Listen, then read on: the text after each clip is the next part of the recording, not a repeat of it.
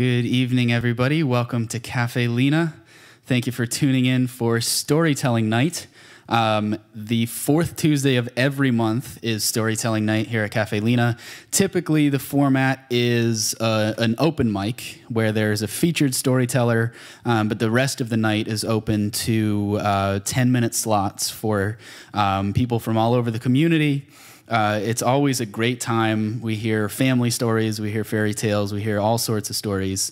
Given the current circumstances, we have trimmed down that format a bit. So tonight you will hear from 3 people, each doing extended sets of stories. And behind me is Barbara Palumbo. She is going to start it off. And we also have Lale Davidson and Kelvin Caraga. So I hope you have a great night. I will be hosting the chat tonight. My name's Reese. I'll be in the back replying to your comments. Please say hi. Let us know where you're watching from, if you've heard any of these stories before. And yeah, I hope you have a great night. Enjoy the stories. Thank you, Reese. I'm delighted to be here at this historic Caffe Lena. And I will start with my first story by Nathaniel Hawthorn. Nathaniel Hawthorn was a great American writer, novelist, short story writer of the 19th century. His complete works are contained in a 22-volume set, and his style of writing was considered easy, natural, quiet. This story is a fanciful tale set in rural New England, and it revolves around a humble resident of the valley and how he learned wisdom from a work of nature. It's called The Great Stone Face. Nestled in a mountain range in northeastern United States is a beautiful, fertile valley. And in full view of the valley to the west is a natural rock formation that resembles a human face. There's the broad arch of the forehead, 100 feet in height, and the nose with its long bridge, and that vast mouth, which, if it could speak, would thunder from one end of the valley to the other. Many believed that the serenity and fertility of the valley was due to that great stone face that beamed across the land. Now, in one of the villages of the valley, there lived a young boy named Ernest. And Ernest lived with his widowed mother. And one evening, right around sunset, as they were sitting on their front porch, looking up at that great stone face, Ernest said, "Mother, if I ever met a man with a face such as that, I'm sure he would be a kind and wise man." His mother smiled down on him and said, "Well, son, that may happen yet, for you see, there's a prophecy handed down through the generations, saying that a child born in this valley, bearing the exact likeness of that great stone face, will grow to be a great and wise man." And Ernest never forgot those words his mother told him, and not a day passed that he did not look up at that great stone face and think about that man of the prophecy, and that gave him a sense of comfort and hope. For in that face, he saw honesty and love and justice. Now, a few years went by. Ernest was in his teen years now, when a rumor began to circulate throughout the valley that a man who had been born in the valley and who had amassed a great fortune was returning now to spend his final years there. And it was said that he was, in fact, that prophetic man foretold from ages past, who bore a striking resemblance to that great stone face. And so there was a lot of excitement in the valley, and plans and preparations were made for the arrival of this rich merchant. And on the day that he came, people came from all over the valley, and they gathered to see him. And when that merchant stood up before the crowd with the mountain at his back, the people began to exclaim, "Look, look, the prophecy has come true. He's the exact image of the great stone face." And as the crowd cheered, well, Ernest looked on in disbelief. That merchant's face looked nothing like that gentle countenance he looked upon each evening. And he just turned away and greatly disappointed by the reaction of the crowd. Now, some years passed. Ernest was a young man now. And from his daily meditations on the great stone face came extraordinary thoughts and wisdom. But he was very quiet. He kept to himself. He lived very simply, and so he attracted little attention from the inhabitants of the valley. By this time, the rich merchant had passed away, and the people finally conceded that he really never resembled the great stone face after all. But soon their hopes were raised again when they received word that another native son, a general, was returning to the valley. And people who knew this general were ready to testify that he bore an uncanny resemblance to the great stone face.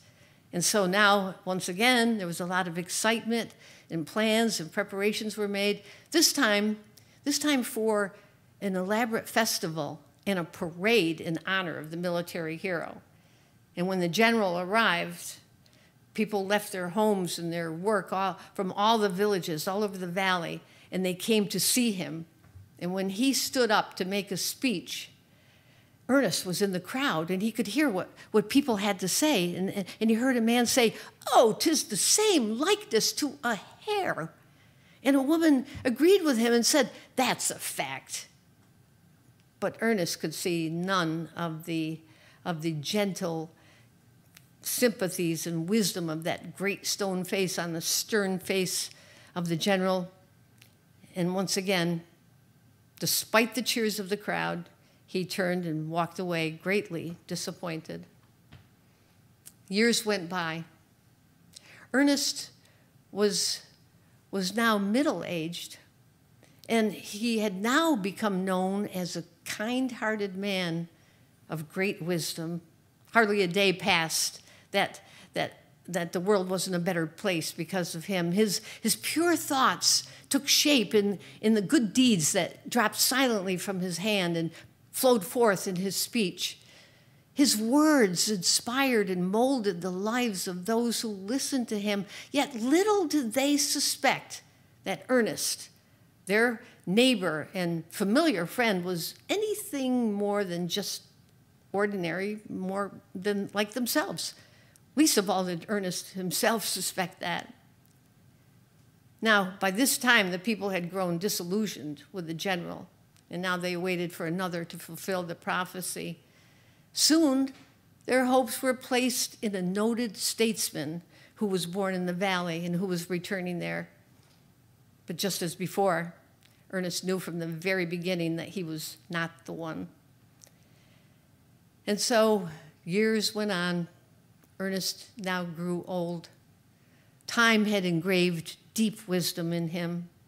And now many from beyond the valley came to see him, whether it was a professor or a statesman or a philanthropist, no matter who came, Ernest greeted each visitor with the same gentle sincerity that had characterized him from boyhood. And he spoke freely of what lay deepest in his heart or in theirs. And when his guests took their leave and went their way, they had to pass through the valley. And sometimes some would pause and look up at that great stone face. And they would imagine that they had seen its likeness somewhere. They couldn't remember where. Well, as Ernest was growing up and growing old, a poet had been born in the valley. And this poet had moved away at a young age, so he lived beyond the region for most of his life. But now he emerged in the literary world, and he was known and admired far and wide for his verses that just sparkled with the divine. And he remembered his childhood in the valley, and he had written of that great stone face. And soon his poems found their way to Ernest. And one evening, at the end of his day, Ernest was reading these soul-stirring poems, and he looked up at that great stone face, and he couldn't help thinking and wondering if perhaps it was this poet who resembled the great stone face. Now, as it happened, the poet had also heard of Ernest, and he wanted to meet this kind-hearted, wise man of the valley. And so one summer morning, he journeyed by train, and he arrived in the village where Ernest lived. And he made his way over to Ernest's cottage. And when the two of them met, why, they engaged in conversation, and each one was equally impressed with the other. They were both so gifted, and they understood each other's thoughts completely. And as Ernest looked at the poet, he searched his face for some features of the great stone face, but he was disappointed to find no resemblance there. And he admitted to the poet that he had waited his entire life to see the prophecy fulfilled. And I thought it would be fulfilled in you, he said. Your words have such a divine ring to them. And the poet said, well, perhaps they do, but that's not the path I chose. I live my life differently by my own choice. I am not the one. Well, they spent the day together talking, laughing. In the afternoon, they had a light supper. And then, as was his custom, Ernest went out to the hillside to speak with a group of people. The numbers in this group seemed to be growing larger each day. They would sit or stand on the hill with the mountain behind them, the great stone face off in the distance. And Ernest would speak to them, and his words had power because they harmonized with the life that he had always lived. And as he was speaking, the poet was standing there listening, and the poet became aware of the great stone face off in the distance. And suddenly he threw his arms up in the air and he said, look, the great stone face, it's Ernest himself. It's Ernest himself who is the likeness of the great stone face. And the people looked. They had heard this before, but they looked, and they looked at Ernest, they looked at the mountain, and they saw that what the poet said was the truth. And so it came to pass, a child born in the valley, having walked the path of truth and honesty and sincerity, had grown to be a great and wise man, bearing the exact likeness of the great stone face. The prophecy was fulfilled.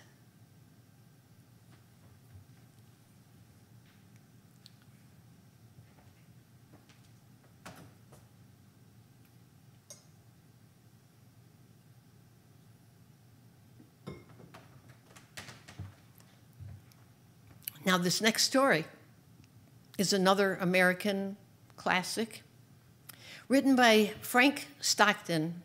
And he originally wrote this story as a way to provoke discussion and debate among the members of this literary group he belonged to. And it was so enthusiastically received that he decided to expand the story and send it out for publication. And it was published in 1882. The story is The Lady or the Tiger, and this will be the unexpanded version. Long ago, in the very olden days, there was a semi-barbaric king. Now, he was called semi-barbaric because the progressive ideas of the modern world at that time had softened his barbarism a little, but he still had ideas that caused people to suffer, and that's where his barbaric side came in. For example, one of his ideas was to build a public arena in which the laws of the land were carried out, which sounds reasonable, sounds like a normal idea. except for one thing. It was the manner in which the laws were carried out that was barbaric. You see, in this public arena, the accused man's guilt or innocence was decided purely as a result of chance. It worked like this. On the appointed day of the trial, thousands of people were summoned to the arena. The king would be seated high up in a ceremonial chair. And directly opposite him, on the other side of the arena, were two identical doors, side by side. At a given signal from the king, a door below him on the arena level would open, and the accused man would step out. He would bow to the king, as was the custom, and then he would have to turn and walk across the arena and choose one of those doors to open the door. Now, he wasn't forced, he wasn't guided. The choice was his. Strictly a matter of chance. Now, behind one door was a vicious, hungry tiger. And if he opened that door, the tiger would, of course, immediately attack him and rip him to shreds. And that would be punishment for his guilt. And then after his death, bells would toll. Paid mourners would wail and scream and cry. And all the people in the arena would leave and make their way to their homes in silence. But if he opened the other door, a lady would step out. And this lady was chosen especially for him. And as reward for his innocence, they would be married right there on the spot. Everything was ready. They would be married. Now, maybe the lady was engaged to someone else, or the man didn't love her, loved another woman, and they didn't want to get married. That little detail did not bother the king in the least. Nothing would interfere with his method of punishment and reward. So after the wedding ceremony, which took place very quickly, bells would ring joyfully. People would cheer. And the man would then lead his bride to his home behind children who were throwing flowers on the path. And that's how the justice worked in this semi-barbaric country. The king saw nothing wrong with it. He saw nothing unfair about it. After all, the man was free to choose either door, so the matter was in his own hands. And the king liked it because it was very popular among the people. They never knew when they came to the arena if they would see a bloody killing or a happy wedding. So they were always interested. Now, the king had a daughter who was the apple of his eye. She was very beautiful. And she was a lot like him in many ways. Now, it happened that she fell in love with one of the king's courtiers, a handsome, strong, brave young man. Unfortunately, he was not of royal blood, and so their love affair had to be kept secret. Well, this love affair went on happily for many, many months until the day the king found out about it. And when that happened, he immediately had the young man imprisoned and set a date for his trial. This would be a really important event because never before had a common subject been brave enough to love the daughter of the king. And to get ready for the trial, all the tiger cages were searched for the most savage one. And once that one was chosen, it was not fed until after the trial, if necessary. And with equal care, the country was searched for a beautiful woman. Oh, there was no question that the young man loved the princess. The king knew it. The princess knew it. In fact, everyone knew it.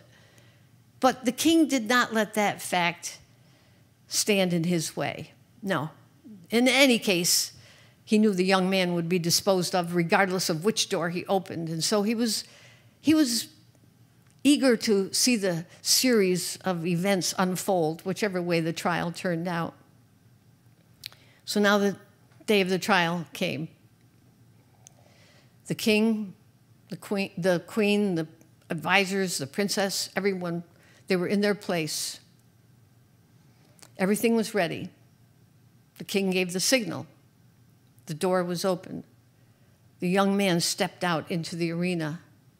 He was tall and handsome, just beautiful to behold, really. The crowd wasn't expecting such a fine-looking young man, and there was an audible gasp among the crowd. And there were low murmurs of tense talk. Then the young man bowed before the king. But instead of making eye contact with the king, he fixed his eyes on the princess who was sitting to the right of her father. Now this princess had more power, more influence, more force of character than anyone who had ever been interested in such a case. And from the moment she heard that her lover's trial was going to be held in the public arena, she thought of nothing else night or day. And she was able to do what no other person had ever done before. She was able to find out the secret of the doors. It took a bag of gold and the power of the princess, but she knew behind which door stood the tiger and behind which door waited the lady. And not only that, she knew who the lady was. One of the most beautiful women in the kingdom. And this princess had seen her looking at her lover and trying to make conversation with him at times. And she despised this woman with all the intensity of the blood that ran through her from all that long line of cruel ancestors. And now her lover's eyes met hers. He expected her to know the answer. She was his only hope. And in that brief second, his eyes asked the question, which one? And the princess, without raising her hand, she just made a quick gesture with one finger to the right. And so he turned, and with a quick, firm step, he crossed the empty area of the arena. Every eye was on him. Every breath was held. Every heart pounded. He walked over to the right door, the one on the right, and he opened it. And now you're probably wondering who came out of the door, the lady or the tiger? Well, that question, the more we think about it, the more difficult it is to answer. It requires a study of the human heart. Oh, don't think of the way that you would answer the question. No. Think of how that princess would answer it. That hot-blooded princess. Her soul at a white heat under the fires of sadness and jealousy. She had already lost him. But who should have him now? How often in her waking hours and even in her dreams had she imagined in wild terror the thought of the man she loved opening the door to the tiger with its sharp claws and teeth. Oh, but how much more often had she thought of him opening the other door to the lady? How she ground her teeth and tore her hair at the thought of the two of them embracing, how her soul burned in pain when she thought she had to watch them get married right before her eyes and then walk on that path of flowers amid the happy shouts of the crowd in which her own one sad cry would be lost. Wouldn't it be better if he just died instantly and waited for her in that blessed place of the future? Oh, but the tiger, the blood, the cries. She showed her decision in just that quick moment with that flick of the finger. But it had taken days and nights of agonizing thought and worry before she knew what she was going to say, what she was going to answer. She knew he would ask. She knew it. And she flicked her finger to the right. Now, the question of her decision is not one to be lightly considered. No, in fact, the author himself, Frank Stockton, he did not want to set himself up as the only person to answer this question.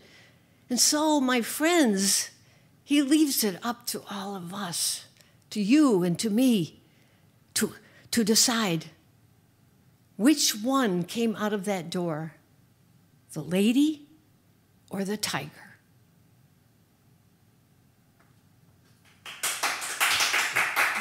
Thank you. Well, thank you. And now it's my pleasure to introduce Lale Davidson, who has been telling stories for 15 years, and she worked with an ensemble, performance ensemble called the Snickering Witches. And she's going to tell stories about what you will learn when you hang with trees. And yes, you heard that right, when you hang with trees. Lale?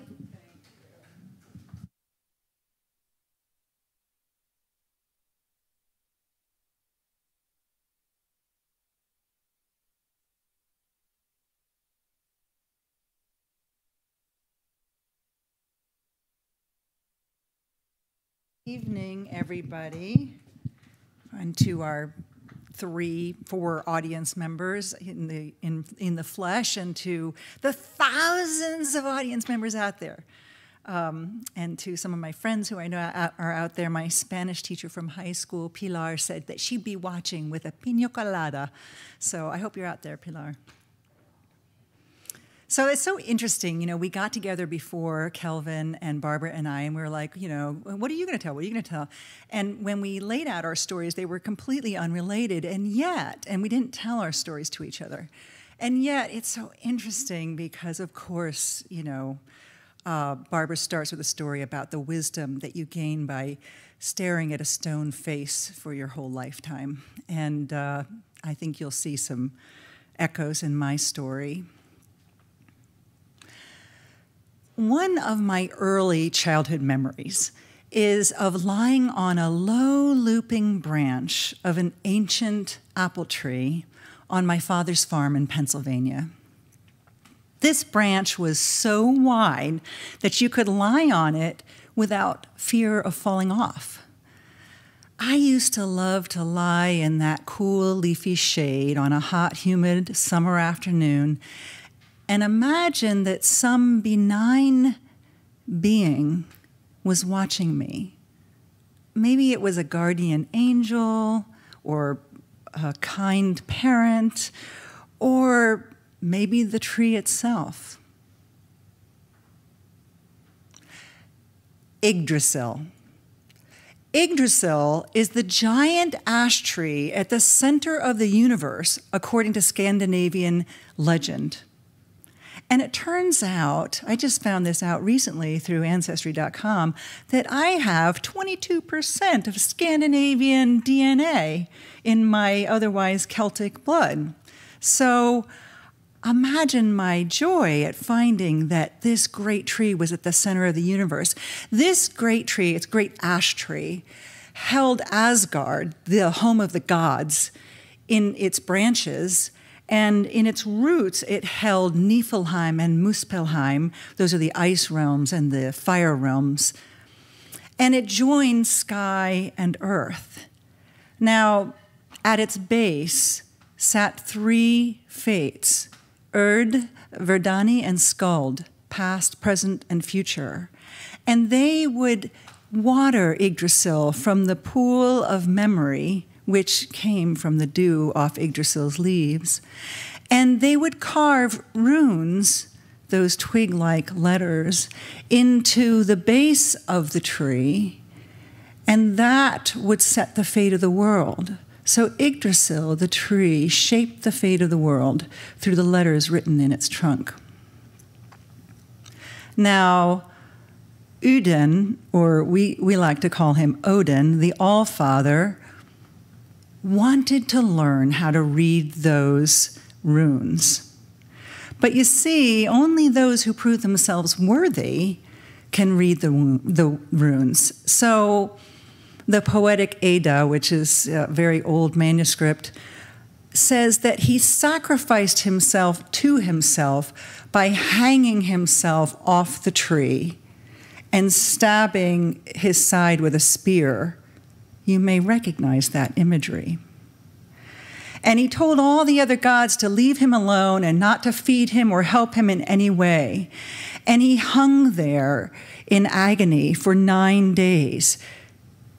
And on the 9th day, in a stupor, he was staring down into the pool of memory, and he realized that the twigs of Yggdrasil came together and formed words that he could read.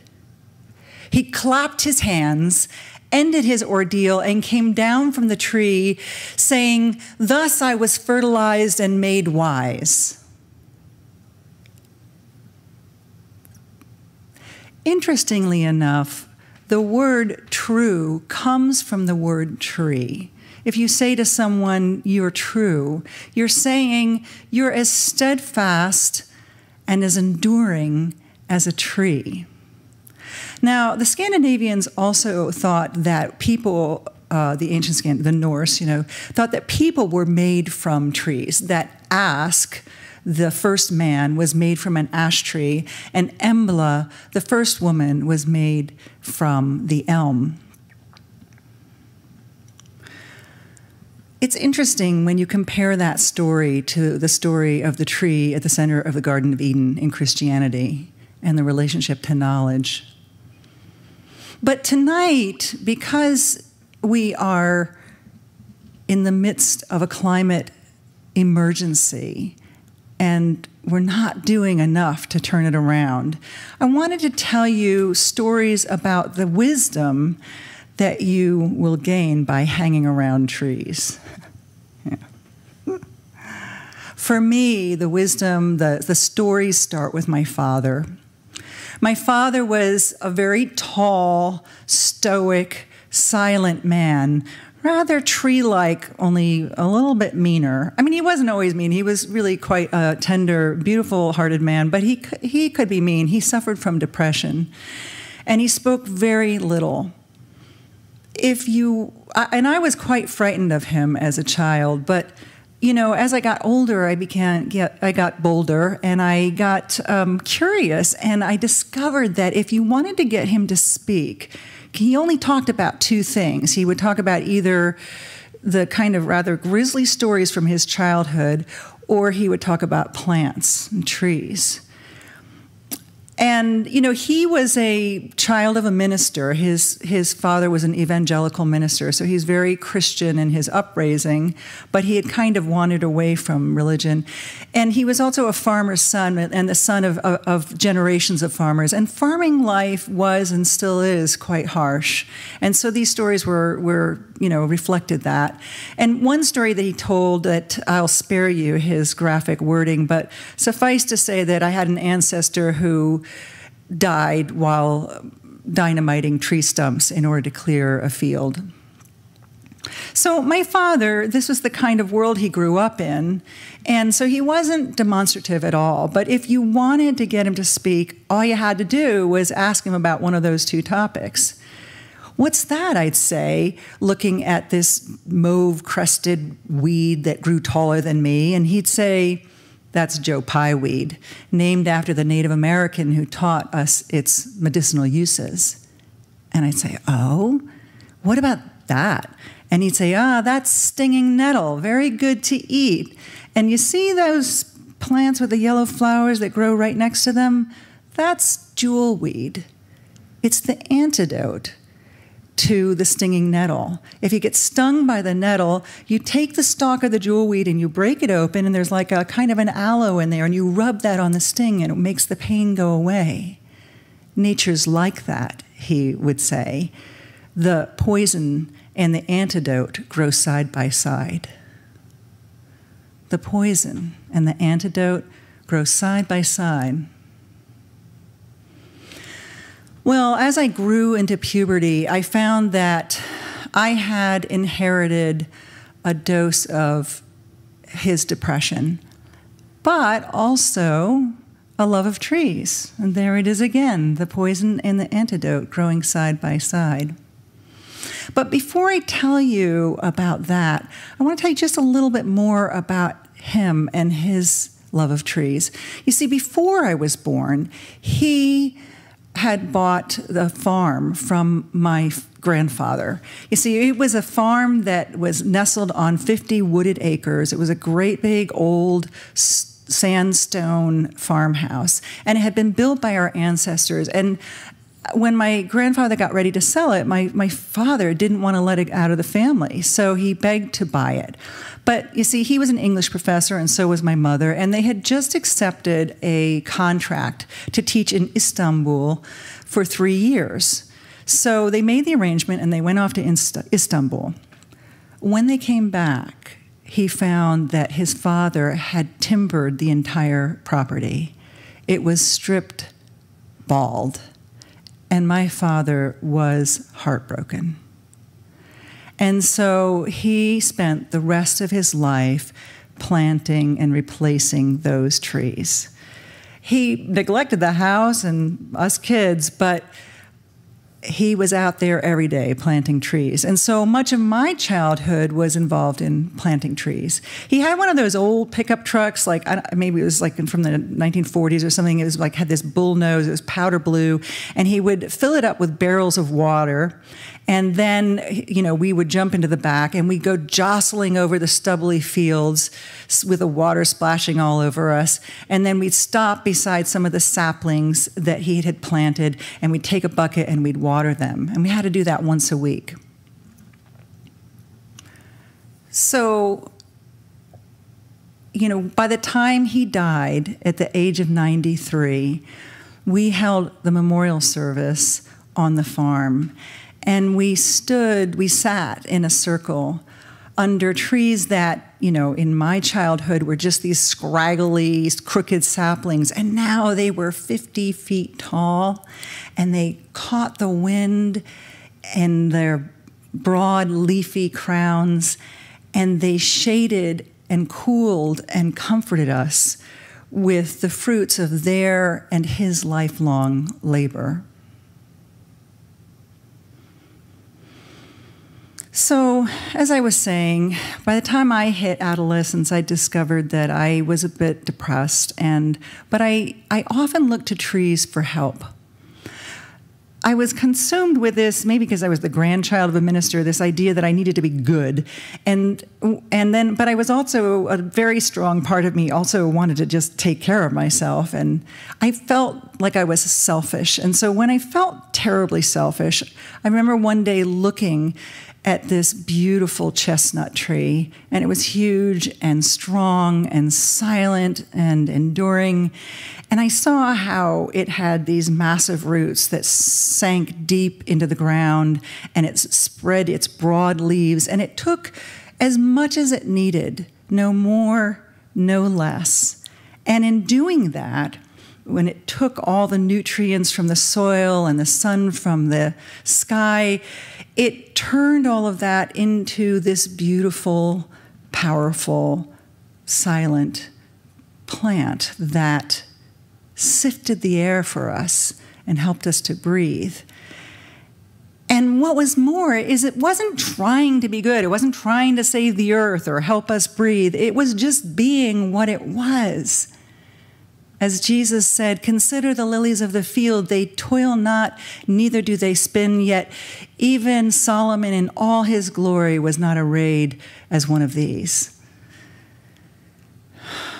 So I took from that if you took what you needed, no more, no less, and you turned that in towards yourself, and you allowed yourself to grow into what you truly were meant to be, that, like a tree, you would be a blessing to the world.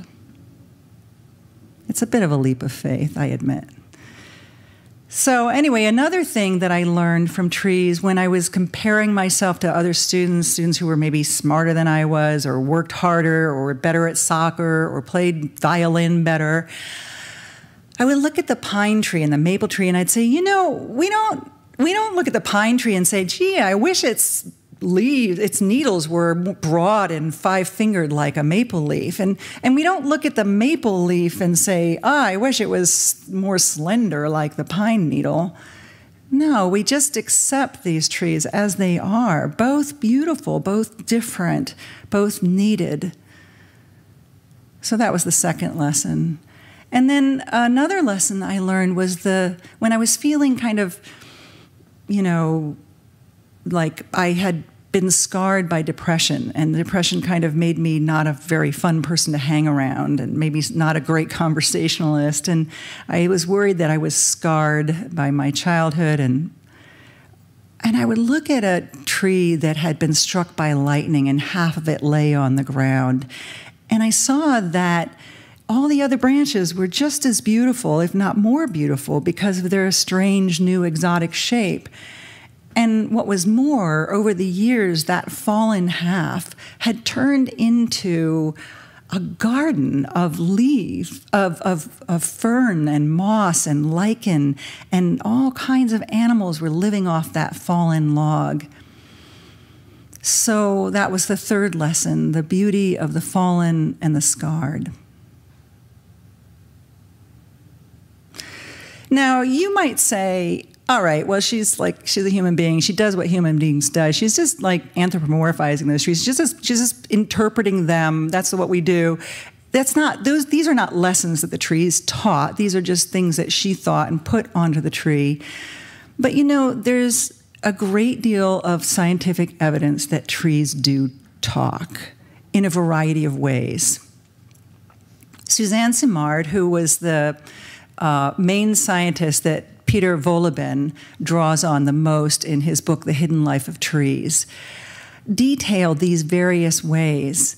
And first of all, trees are connected underground by this great web of fungi. And this fungi connects trees far past their roots. And it has a symbiotic relationship with the tree. The tree manufactures sugar from the sun, and that feeds the fungi, and the fungi is taking nutrients from the soil and converting them for the tree. And they help the trees communicate. And so contrary to what your landscaper may have told you, that you need to plant trees far apart, no, trees grow better close together because they help each other. If a maple tree is getting a lot of sun and another is not getting much sun, they will feed each other. So they grow better when they're connected, and if they're too far apart, they'll be connected through the fungi. And they don't just help those in their own species, they also sometimes help those in other species. For example, the fir and the birch grow better together. Now, another interesting thing is they have these electrical impulses, the trees, and they communicate through that. But the impulses move very slowly, about 1 second, 1/3 of an inch a second, or put another way, it takes 3 seconds for that electrical impulse to move 1 inch. So you could imagine if I'm a tree and you're a tree, and we're like 15 feet apart or 10 feet apart, if I was like, hey, I got some extra sugar, want some? That message would take 6 minutes to get to you. Interesting side note, Tolkien, who wrote about talking trees in Lord of the Rings, during the apocalypse, the hobbits run to the talking trees, the Ents, and they beg them to help because, after all, Sauron is killing all the trees. And the Ents kind of shake themselves off and wake themselves up, and they get together in a great big circle.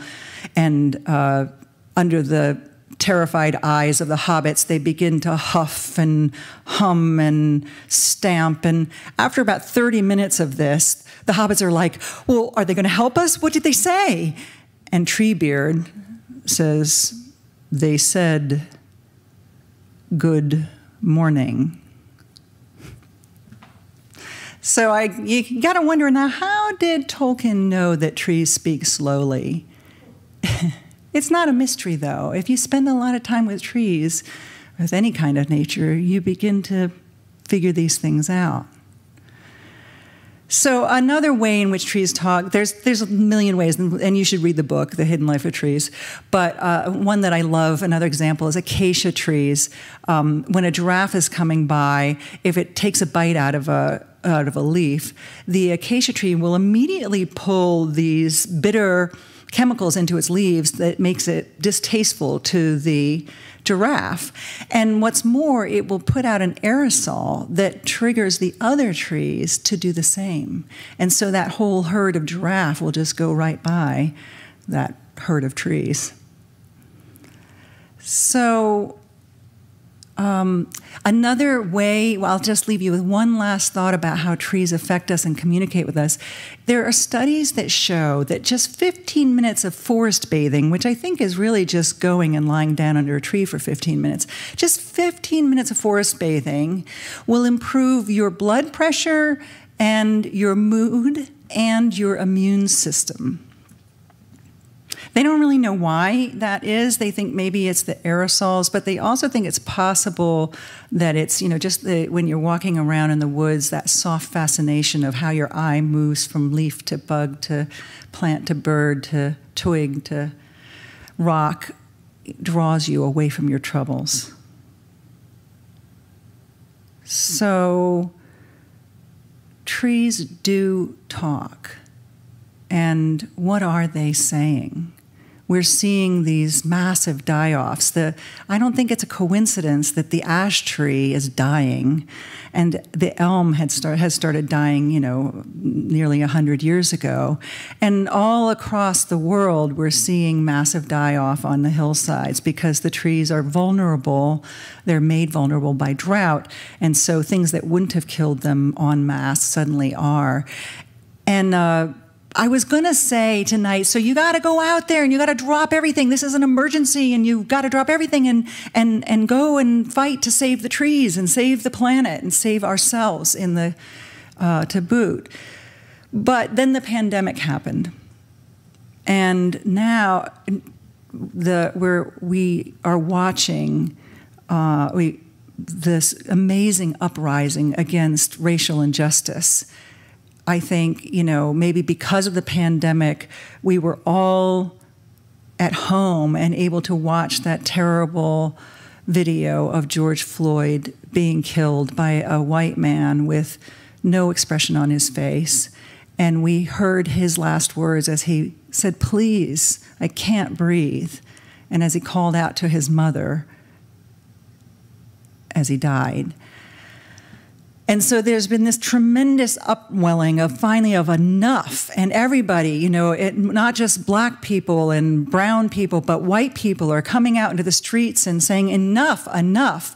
And, there it is again. The poison and the antidote grow side by side. Maybe that pandemic is what allowed us the time to really absorb this thing that's been going on for a very long time and gave us the energy to finally say enough. So how can I say to everybody, drop that, forget the dying black men, go out and save the trees? I can't say that. So as I was getting ready to tell these stories tonight, I went out to the trees and I did some stretching and some, yoga and just kind of some hanging out with them and just to see what maybe they would say. And at first, they said nothing. They're like that, But after a long time, I don't know if it's that they talked to me or if it's just that my mind slowed down and attuned itself to them. But after a while, this is what came to me. What came to me was, be slow. Do one thing at a time, but do it completely and well. And that made me think of all those marches that I've been on. I went on the march in Albany where there were about 800 people. And then I went up to Glens Falls, where there were maybe 2,000. And then we went to Troy, where there were 11,000 people. And as we were marching in this huge throng, they were doing this, they do this call and response, which is, you're probably all familiar with at this point: no justice, no peace. And it was kind of beautiful because the caller, if the caller got tired, another caller would pick up the call, and we would say no justice, and we'd say no peace. And when that person got tired, another caller would pick up the call. In white men and black men and small women with huge voices and huge men with small voices would all take turns saying no justice, and we'd answer no peace.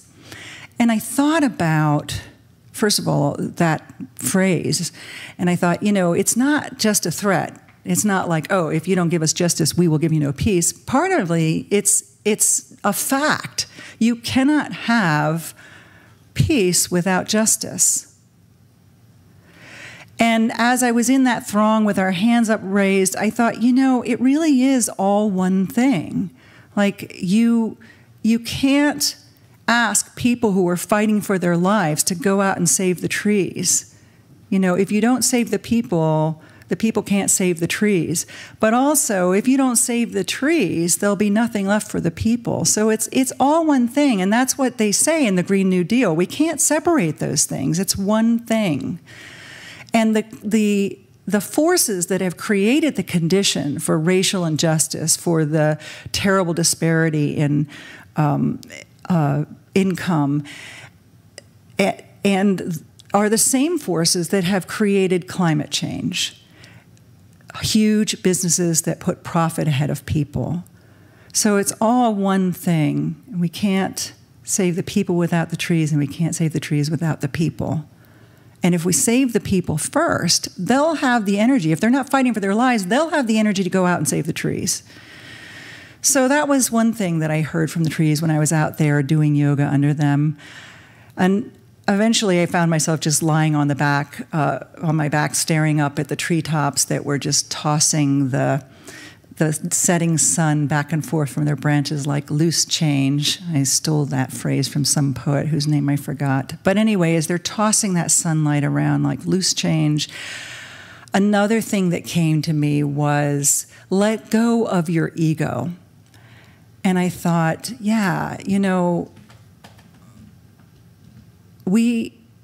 if you let go of your ego, everything you do is so much easier. For example, it's a lot easier to admit that you're racist. Like, why wouldn't I be racist? I've been raised in a racist society. But if my ego isn't invested in that, that's not a terrible, that's like something you go, oh, yeah, of course. And as soon as you say that, it's so much easier to let it go. So let go of your ego, and everything you do will be so much easier. Another thing I got as I was lying under those trees was, take up your statehood, stand with us, and in the statehood of trees, be one of us. We are all one thing. They refer to that fungi underground as the wood wide web.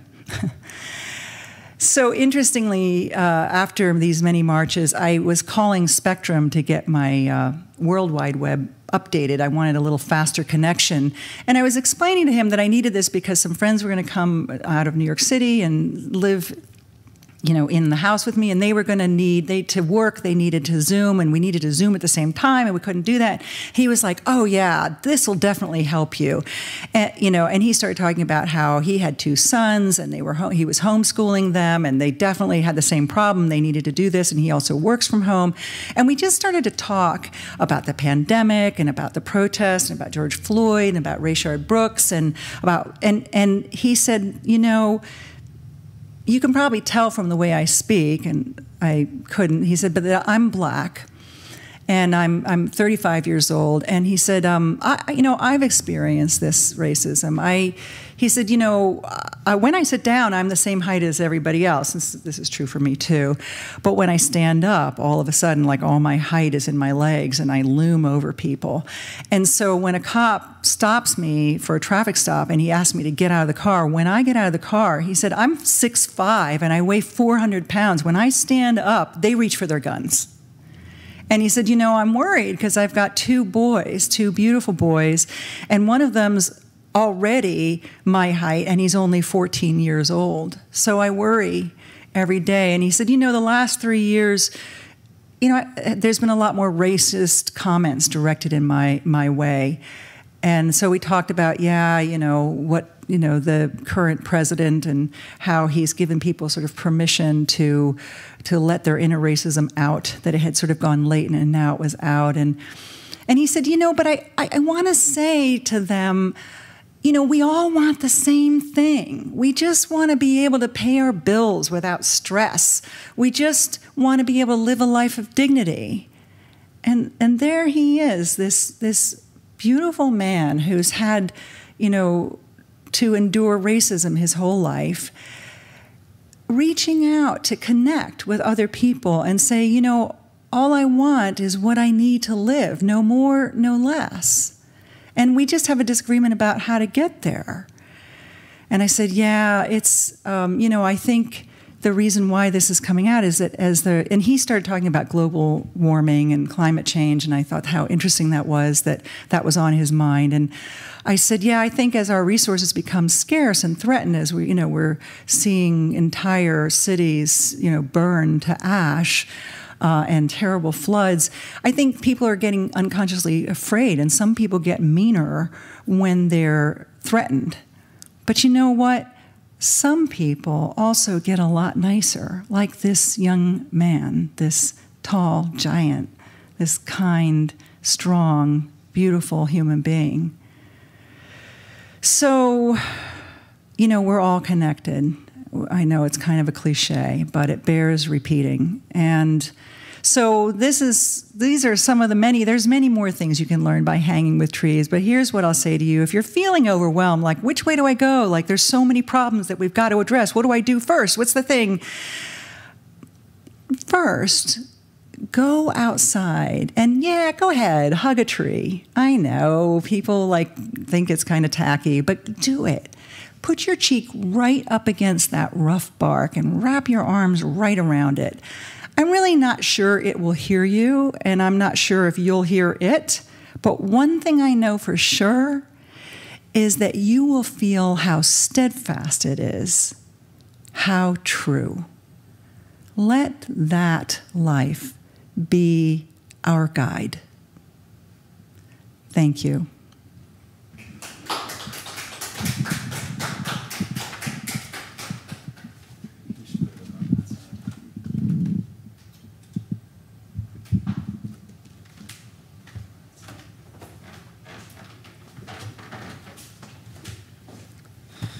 All right. Hello again, everybody.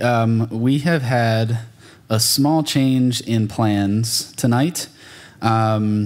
We have not seen Kelvin. We hope that he is all right and that some scheduling things just got mixed up. But as luck would have it, a guest of one of our storytellers tonight is Mary Murphy, who actually told stories at the last storytelling night and is willing to close our night with one story. So she's going to come up here and grab this mic. And I will leave you in the capable hands of Mary Murphy. She's going to close out the night.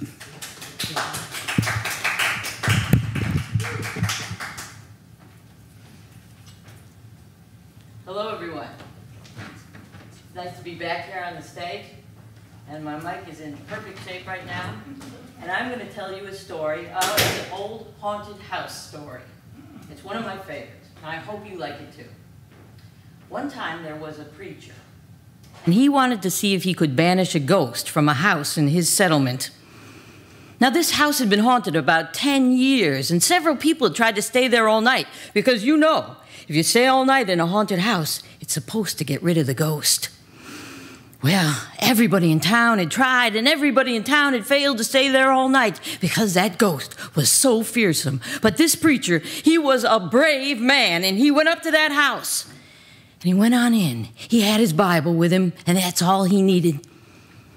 And there was a fireplace, because the cold air that met him as he came into that room was fearsome too. And he built up a fire in the fireplace. And he moved a chair over to the fireplace, and he sat there, lit a lamp, and he started reading. Reading from this good book. And he had no trouble at all until just before midnight, when he heard something start up in the cellar. Something walking back and forth, and back and forth, and back. And then he heard something start to scream and get choked off. And he heard a lot of thrashing around and struggling. And finally, everything got quiet again. Well, I told you that preacher, he was a brave man. Anybody else would be out of that house in 2 seconds flat. But he didn't. He stayed there. He sat right back down, and he opened up his Bible, and he started to read again. He was shaking and he was shivering, but he was reading. But he didn't get more than 2 sentences read before he heard that thing starting up the cellar stairs. Step, step, step, closer and closer. Well, he was scared then, and he stood up, and he backed himself up against the wall, and he held his Bible out in front of him. The knob turned slowly, and the door opened wide. And the preacher, he said in a quiet voice, "Who are you? And what is it that you want?" Well, the ghost came right across the room, straight up to him, took hold of his coat lapels. It turned out to be a young woman, about 20 years old. She smelled earthy. Her hair was torn and tangled, and the flesh was dropping off her face so he could see bones and part of her teeth. She didn't have no eyeballs, but there was a kind of a blue light way back in her eye sockets. Oh, yes, and she had no nose to her face. Well, then she started talking. Sounded like her voice was coming and going with the wind blowing through it. Told him how her lover had killed her for her money and buried her in the cellar. Said if he'd dig up her bones and give her a Christian burial, she could rest. But then she told him not to bury all the bones. She told him to keep the end joint of the little finger of the left hand, just this little tiny piece of bone, and hold on to it all week and put it in the collection plate at the next church meeting. And he'd find out who it was that murdered her. And if you come back here once more, after that, you'll hear my voice at midnight, and I'll tell you where my money is hid, and you can give it to the church. Well, then the ghost sobbed like it was tired and sank right down through the floor. What else could that preacher do? He had to do what the ghost asked him to do. He had to. He was a brave man after all. And he stood up and he got the lantern from near the fireplace. And he went over to the cellar door and he started down those steps. Step by step by step. And when he got down to the bottom of the stairs, he looked around with the lantern, and there was bones flung all around that church, that yard right there. Everywhere he could see in that cellar, there were bones. And he gathered them all up. It took him all night long. But he gathered them. And it was just starting to be dawn when he took them upstairs. And he went to the graveyard, and he buried those bones. And he prayed over them. But he didn't bury all the bones. He did what the ghost told him to do, and he kept the little end joint of the finger bone right here on the left hand, and he held on to it all week. And he put it in the collection plate. And then he went out, and he gave his sermon just like he always did, and they all sang a hymn. And he sat down. And he watched as the collection plate was passed up and down the aisles, each man putting something in. Each man. But when a certain man put his hand in that collection plate and touched that finger bone, well, it stuck to his hand.